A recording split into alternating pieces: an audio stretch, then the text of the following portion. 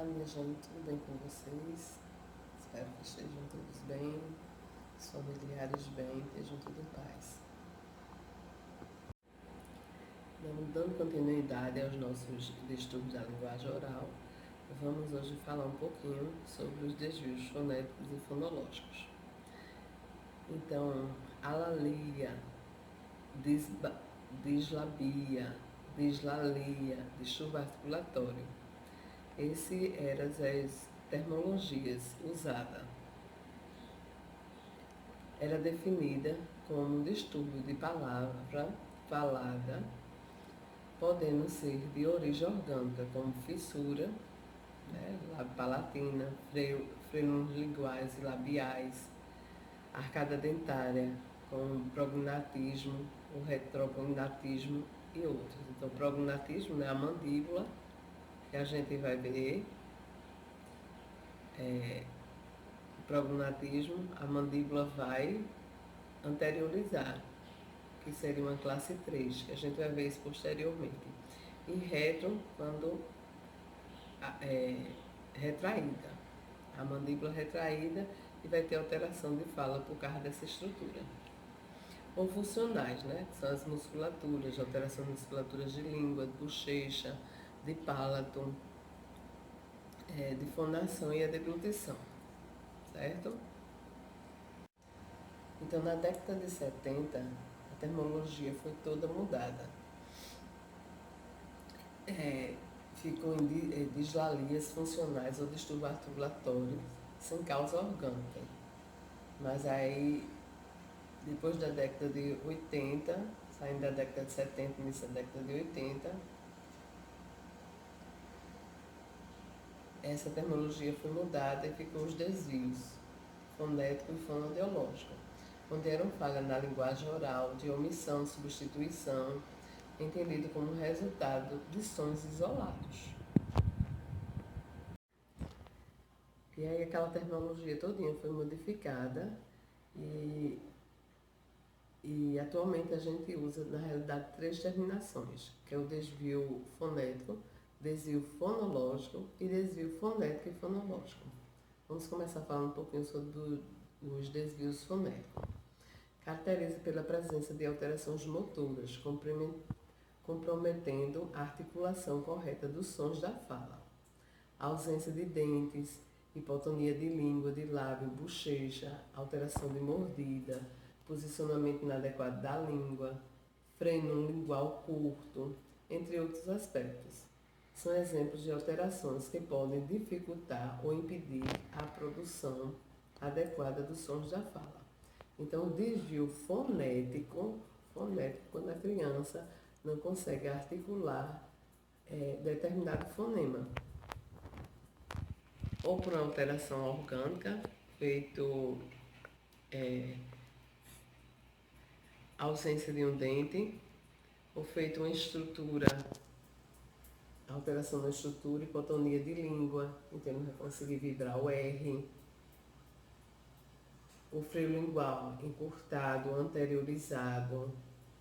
Isso tudo vocês vão ver com detalhe mais tarde, tá? Essas alterações. Então, isso tudo vai fazer o quê? Contenha fonemas que a criança não consegue falar, certo? E o desvio fonológico é considerado algo como uma desordem linguística, ou seja, o déficit está no nível fonológico da organização linguística e não nos ditos movimentos de produção articulatória.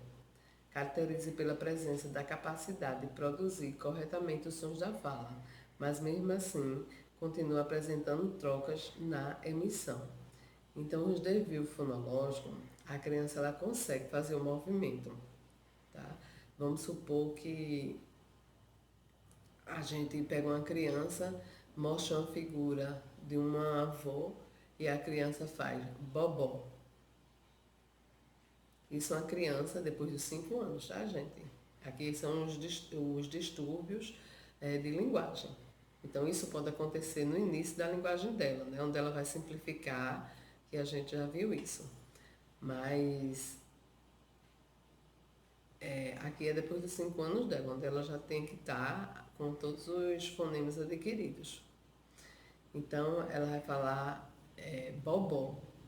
E quando a gente faz vó, ela olha pra gente e faz vó. Então, ela consegue imitar o fonema naquela hora. Mas na linguagem dela espontânea, ela troca, tem alterações. Então, esse é o distúrbio fonológico, certo?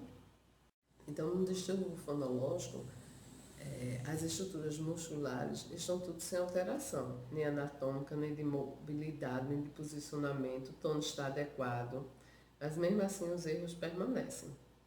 São aqueles indivíduos que conseguem muitas vezes repetir corretamente as palavras com seus respectivos fonemas, mas durante a fala espontânea continuam apresentando dificuldade. Geralmente apresenta a fala espontânea quase ininteligível. Justamente foi o exemplo que eu falei, tá certo? Que o fonema só, uma sílaba só, e às vezes ela consegue até fazer o p. Vamos brincar, bater o P. Vamos supor que ela não consegue falar o P. E aí a gente brinca batendo na mesa, pá, pá. E aí a criança consegue, pá, pá.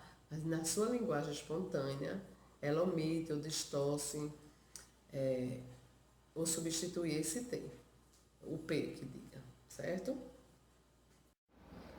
E pode existir também, os desvios fonético-fonológicos. Ocorre quando existe a presença de alterações motoras da fala, de compreensão de fonemas durante a fala. Então, o que é que vai existir, minha gente? Dentro dos desvios, existem 3 tipos de desvio, onde a criança pode apresentar desvio fonético, só o fonético. Então, quando a criança não fala um determinado fonema, certo? Ou por alguma alteração de estrutura, ou por alguma ausência de um dente, algum problema anatômico, vamos dizer assim. Então, ela não consegue de jeito nenhum falar. Então, vamos supor que a criança chupa chupeta até os 4 anos de idade. E aí tem a hipotonia de língua, de lábio, toda a estrutura dela está alterada, né? O palato profundo, enfim. Então, essa criança tem alguns fonemas que ela não vai conseguir falar, principalmente o L e com certeza o R vibrante, certo? Então, toda vez que a gente for fazer algumas guardas, vamos imitar o telefone, drrim, drrim, a criança vai fazer din, din, din. Ela não vai conseguir de jeito nenhum fazer isso.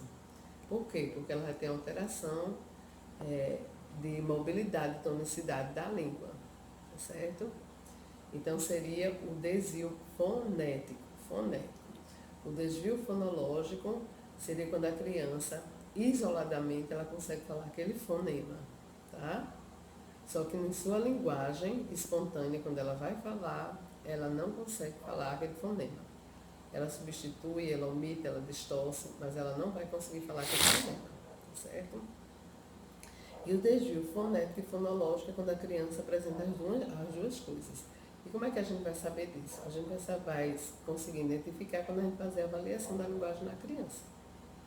A gente faz a avaliação e a gente consegue perceber, se o problema é de estrutura, alguma alteração na estrutura que ela tem, ou fonológico, tá? Ou ela tem aquele fonema, mas na linguagem espontânea dela ela não consegue produzir. Ou as duas coisas também.